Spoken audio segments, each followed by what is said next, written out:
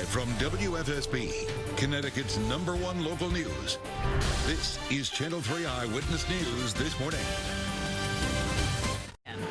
Coming up, searching for better treatments and ultimately a cure. Thousands will take part in walks across Connecticut over the next few weeks to fight MS. We're learning all about it next. The first of a series of walks to fight multiple sclerosis begins next weekend, and here to tell us how they help in the battle against MS, we have Lisa and Jennifer here with us today. Ladies, thank you so much for being here. Thank you.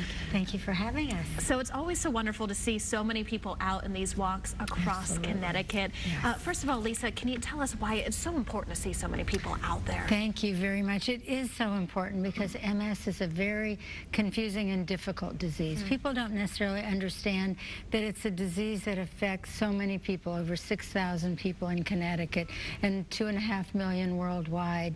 And it dramatically affects not just the person who has MS, but the family in so many significant ways. So we fund a great deal of research to find what causes it, to find new treatments, and of course to find a cure. And we also support many programs in our community to help all of the populations that are affected by MS. A very interesting point that it affects the whole family too, because it really is a lot of times a lifestyle change too. Oh, it is. It can be a dramatic change because it is a disease that can come and go. It can be mild, it can be very severe, and everything in between. Someone can be diagnosed and do great forever, or they can be fairly disabled within a very short period of time.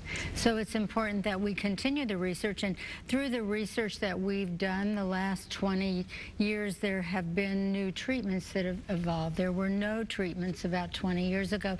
Now there are 13 that significantly slow it down. It doesn't stop it, it doesn't cure it, but we're on the road to reversing the damage. We're doing some significant research with that again, and looking for ways to really find what causes it. What is that mystery about MS? Of course, still that mystery, but definitely making progress. Absolutely. And to help with that progress, multiple walks, Jennifer, not just one. Very interesting that you guys have these all across the state. They are. They're all across the state.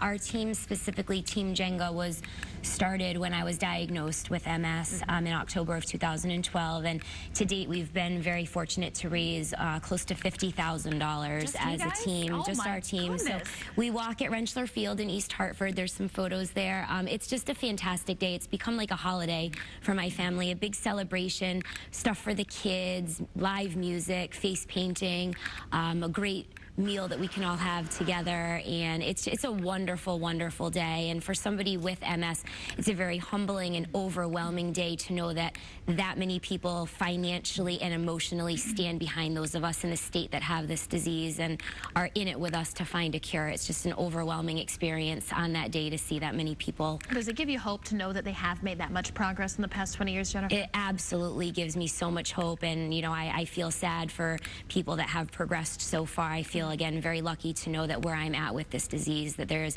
a tremendous amount of hope, and with our team and every other team in the state, no matter how much they raise, it's going to such an important cause and making a tremendous impact on the lives of those of us in the state that struggle with this. Right. Ladies, thank you for being here this morning, and you are looking at all of the walks that are coming up. Again, they start next weekend, and they're happening pretty much all across the state, so you can find one in your area as well. Mike and I will be back with more news and weather coming up right after this.